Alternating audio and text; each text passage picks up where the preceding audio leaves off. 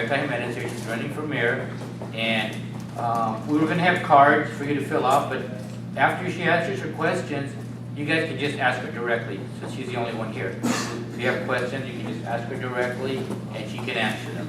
Hi, my name is Jimenez. I'm running for mayor. I was mayor in 2008. I got onto council in December 2007, became mayor because at the time it was quorum. Now it's directly by popular vote.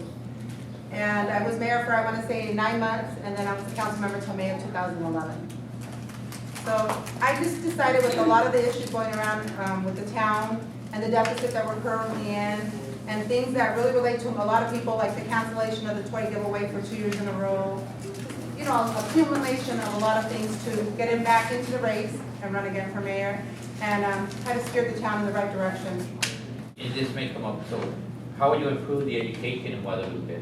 You lay the foundation from the very beginning, and let me tell you, going door to door, and you see the many obstacles that are here in Guadalupe. It's sad that in 2013, in a city of Guadalupe, surrounded by major hubs, that you actually have some people living in like third world conditions. That's unacceptable.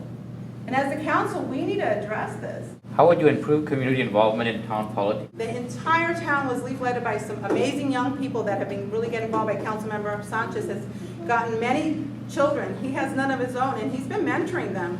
I have high regard for Councilmember Sanchez. Getting involved, I'll tell you, when I was mayor, whether they were for me or against me, that room was packed every single time, the council chambers.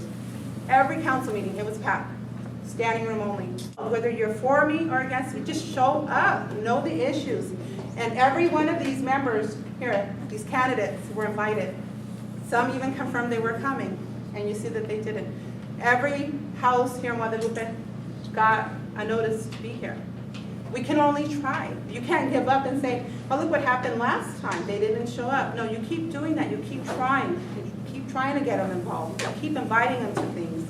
We got to do stuff like this more often, so it's not so foreign and so alien to them that it's like, what's a forum? And I wish they would have came. I really do, so that way the community can see who's running to represent them. Okay, got one more, and so how would you improve the quality of young adults? When I was mayor, and I had talked to a lady. Her name was Dr. Elliott. She had just finished her. It's a 3-year term. She was on the president of the Arizona Dental Association. And I was telling her there's such a need here in Guadalupe. People don't have the money to fix their teeth. They're in pain. And I was suffering. I went to go see her because I was in a lot of excruciating pain. And she started crying, and she's like, I was wondering what I was going to do. You know, when I finished this, she's still a doctor, don't get me wrong. She's like, I was just looking for another outlet. And I was like, how about doing a clinic here in Guadalupe, a dental clinic?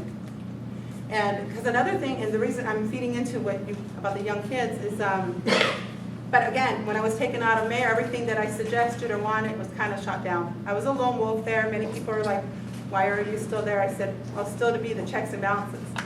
Because I would be the one to go through every single invoice. I didn't just pass a check register. And we have a former vice mayor, Roy Bettis. We used to sit there for hours going through every invoice and ask questions. Why were 6 tires bought this week? You know, and why were 4 bought last week? So they knew that they couldn't get anything past us. We were the watchdogs, and that's what I will do once again. Now, as for the kids, another thing I was pushing for, not only just a dental clinic, is a community pool. Is it possible? Yes, it's possible. You give the kids somewhere to go and they don't get bored, somewhere fun, somewhere recreational. And it wouldn't just be a pool. You would have a community center there, you know, somewhere maybe too. This is like my dream for Guadalupe, where we get these students from South Mountain Community College, ASU, that maybe can work out, where they get credits and they come and mentor the kids, help them with homework, and then, hey, they can go swimming afterwards, you know, just this whole thing. And then eventually, as you raise more money in grants and donations and stuff, then you have it where, hey, you offer breakfast there before they go to school and give every kid a fresh, you know, good start. That is so sad. And he was from Guadalupe, that they're going to school without even the proper nourishment. You're tired and you're not, the hygiene's not there, and the proper, you know, you can't get that fresh start. Isn't he supposed to do that as a council member? He's not targeting any one person. He's just asking, hey, where's this going? What happened? How come almost $7,000 was spent on Dia de Guadalupe?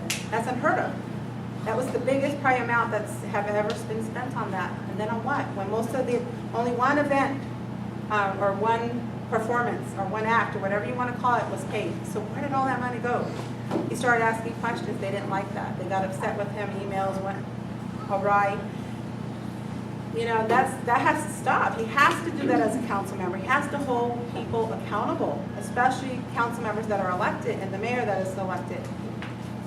One of the things, too, I'm upset about is our current mayor has gone 3 separate trips to Tucson. The last one in September. Stayed overnight. $1,000 one night. The event ended at 5 o'clock. He went to the same event. So did the town clerk. They came back home. Why did some council members and the mayor and an employee feel the need to spend the night and party it up in Tucson? That's unexcusable. Proposition 466. Again, this Mercado would be up for sale. Now, I know there was an interested party in the Mercado, and so I believe the mayor was pandering to that party, and the reality of it is that party is not guaranteed to get this Mercado. It goes to the highest bidder, and people don't realize that. If Arpaio wanted it just to say Guadalupe, he could buy it, and he could put tanks here and have a whole substation to really rub it in. He could do it.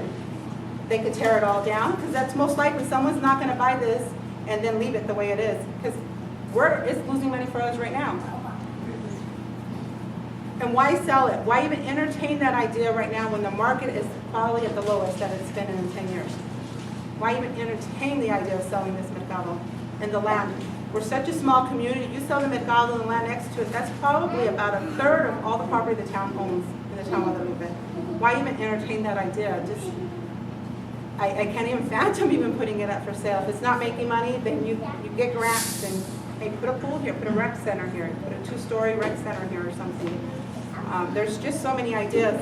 When I was on council, we talked about, because when they rent out these spaces, they rent it out with utilities included. So when you have a restaurant, let's say, or the bakery that pays $500 a month and they're nonstop cooking and baking, that's probably $500 just in electricity, gas, and water. So they're rent-free. We talked about putting individual electrical boxes and water meters. That never got done. So, but yeah, I'm really, really against Proposition 466. 465, yeah, until I get into the books, I don't want to give the town the opportunity to even get more money to mismanage and misspend it. I think what's happening right now is just there's no proper leadership, proper management in the town, and it's just, it's like a circus gone wild in there. It's really, really sad, because if you guys go to council meetings, it's like, where are we? This is Guadalupe, Arizona. What's going on here when the mayor is asking a council member from the tribe, is it okay if I table in front of everybody? It's like, what's happening here? You ask your council members if it's okay, or would you like to table this, not someone else. You're council members for the town of Guadalupe, which means you represent tribal members, Mexican Americans, African Americans. If you go walking, you have Caucasians living here. You represent everybody for the town, and you got to do it with a gusto like nothing else. If you want to just represent Bosco Yaqui tribe members, you run for the Bosco Yaqui tribe. I'm all for that too. I'm glad that they have that. They have the, the unit to represent them and fight for them and their rights. But Guadalupe, you have to fight for all of Guadalupe. You have to want to make it better and not try to sell it out to make a friend or buy some votes.